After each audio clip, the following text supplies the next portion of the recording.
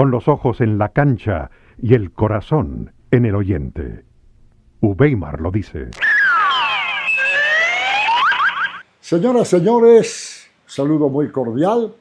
Vamos a la segunda parte de nuestra charla con Luis Carlos Perea, en nuestra sección Ídolos de Siempre. Luis Carlos, ¿el fútbol ha evolucionado para bien o para mal?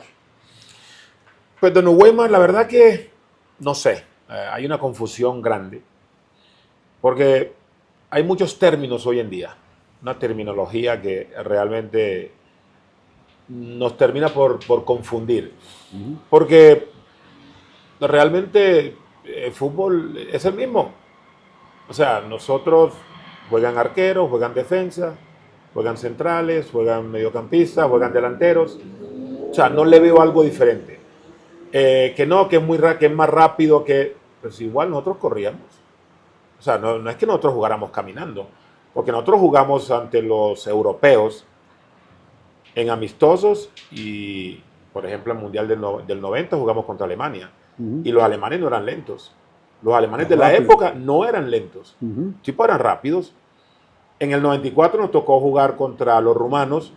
No eran lentos los rumanos. No. Ese Radichoyu, que era el 9 rumano, que fue el que nos amargó la vida con los 2 goles que nos hizo, un tipo demasiado rápido. Tenían fútbol rápido. Entonces, escuchar uno ahora que es que no, es que el fútbol de antes era muy lento, que ahora se corre más, que no sé qué tal. No sé, cada quien defiende su punto de vista. Yo soy de los que piensa de que el fútbol siempre hay que pensarlo, hay que estudiarlo, hay que trabajarlo. Y si se trabaja de la mejor forma posible, tratando de sacarle ventaja al contrario, porque para eso también uno mira videos.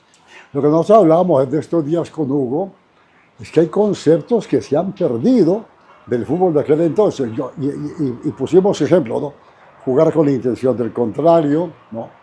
Saber cómo replegarse sin que el contrario te haga daño, atacar el ataque, las coberturas en defensa, el perfil que lo hablamos ahora.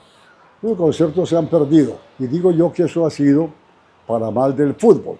Quizá hoy en día se corren más kilómetros, ¿no?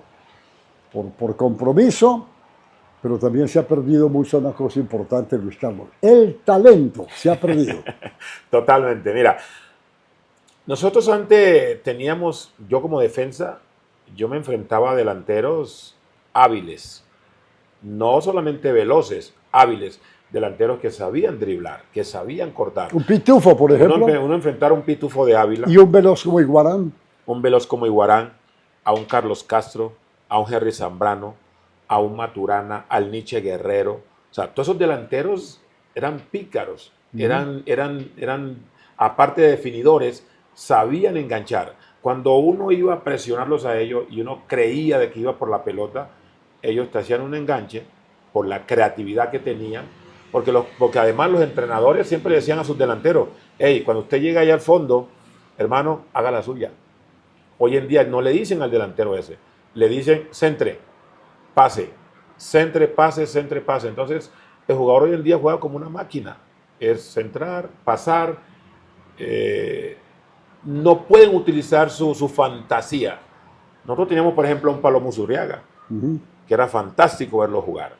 El Tino Asprilla era fantástico verlo jugar, porque realmente eran jugadores que de la nada te hacían una gambeta, de la nada te hacían una mague, de la nada sacaban la magia, pero uno hoy no los ve, a excepción de pronto de este chico de Nacional, Marino. Inestrosa es quien más o menos se asemeja a los grandes delanteros del fútbol colombiano, que se atreve a driblar, que se atreve a desafiar las patadas que ofrecemos los defensas.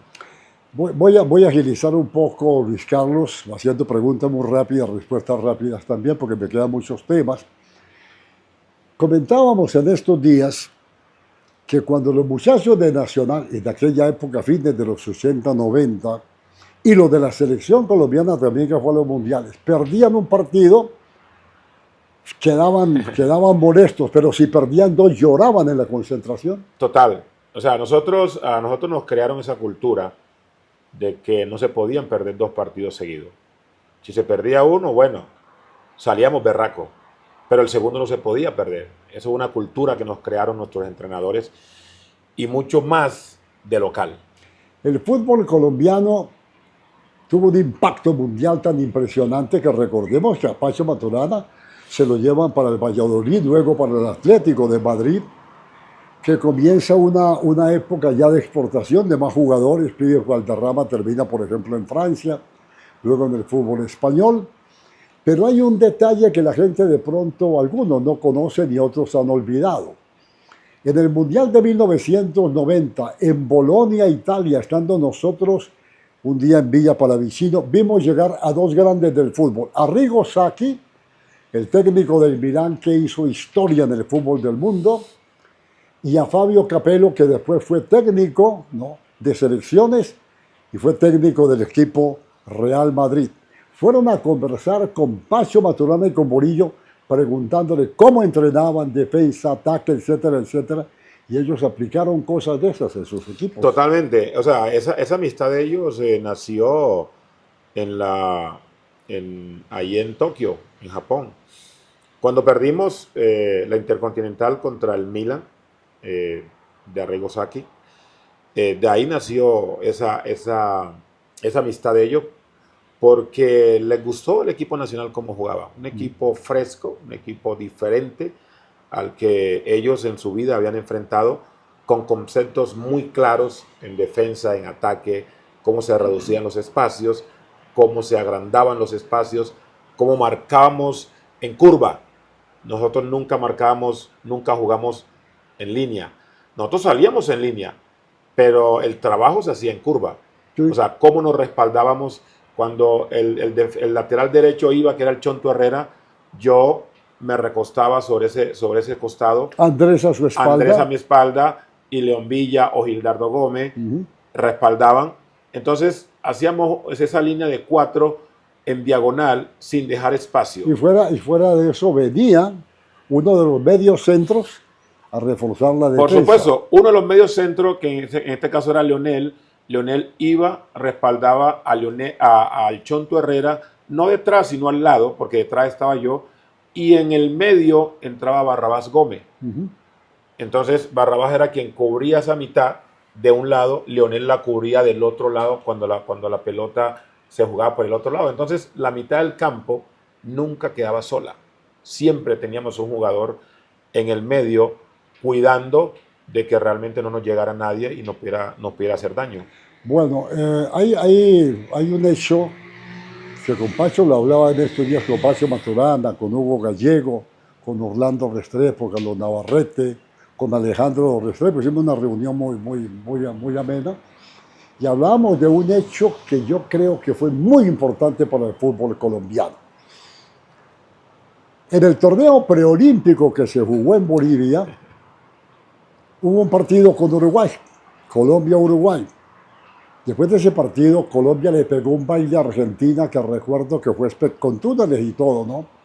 Taquitos, toda esta vaina. Pero resulta que en la cancha los uruguayos comenzaron a insultar a los colombianos. El jugador colombiano antes iba con una libretica, fírmeme un autógrafo al ídolo argentino, uruguayo o donde fuera. Aquel día fue al contrario. Dio un golpe de autoridad Luis Carlos Perea. ¿Por qué? Porque en el partido con Uruguay los amenazaron que les iban a pegar, que por aquí y por allá, y tenía la selección de Uruguay un hombre con un lomo impresionante, 2 metros, se llamaba Enrique Báez, y amenazó a Luis Carlos. La noche de ese partido yo estaba en el Hotel Los Tajivos, Santa Cruz de la Sierra, ¿se acuerda, no? Sí, señor. Cuando me encuentro en la puerta a Luis Carlos, Leonel y... Chonto. No, Chonto no. Estaba el Chicho Pérez. Ah, Chicho. Muchachos, ¿qué hacen ustedes aquí? No, estamos esperando a los uruguayos que están en cine porque les vamos a... Los convencí, entraron. Al día siguiente había 3 comedores en ese hotel. Aquí estaban los uruguayos, en la mitad estaban los de la selección de Perú, que luego a los pocos meses el avión donde iban con el Alianza Lima se estrelló, cayeron al mar, murieron todos, y aquí la selección colombiana. Terminando el desayuno, se para Luis Carlos de la mesa y se va a buscar a los uruguayos. ¿Cómo fue esa historia? Pues una historia que realmente, como usted lo acaba de decir, lo acaba de escribir muy bien. Ellos creían que los colombianos éramos tontos, que éramos miedosos. Y de hecho en el partido, lo que pasa es que yo lo estaba marcando al hombre. Ellos necesitaban ganar para pasar. Nosotros con el empate estábamos clasificados. De hecho quedamos 0-0 y yo al tipo lo tenía ahí seco, dándole. Y de pronto el tipo me dice, ¿qué me pasaba? ¿Que por qué lo marcaba? Y le dije, ¿qué quieres que haga? ¿Que te deje meter, que me metas goles o qué? Entonces el tipo se enojó tanto que me desafió a pelear. Y yo le dije, no, yo no puedo pelear aquí, hermano. Me dice, no, dale. Y yo, no, tranquilo. En la villa nos vemos. Y yo te voy a buscar. Tranquilo. Total, terminó el partido. Nos cambiamos, nos fuimos y salimos para la villa. Llegamos a la villa. Yo no le dije ni nada a mis compañeros. Yo salí, me bañé, tal. Salí, me paro. Había tal comedor, la piscina. Yo me hago entre el comedor y la piscina. Y yo los observo y ve, ese man no está. Entonces yo llamo al kinesiólogo de ellos y le pregunto por Enrique. Y me dice, no, Enrique se está colocando hielo porque tiene el tobillo inflamado. Y yo, sí. ¿Quién sería que le había inflamado el tobillo a ese man? Pero, por supuesto que había sido yo. Entonces yo le dije, necesito un favor, dile que aquí está el negrito, el colombiano, el miedoso, dile que venga. Entonces, el tipo me hizo caso, fue y lo buscó y el man se viene. El man se me tiró de una. Me dice, ¿que vos me andabas buscando? Yo le dije, sí, señor. ¿Y qué? ¿Qué me vas a hacer? Ay, Dios santo. Le metí una sola. Tipo cayó allá encima de sus compañeros. Y comenzó por una mesa, por debajo, hasta que logró pararse. Tipo siguió allá y se paró como un resorte.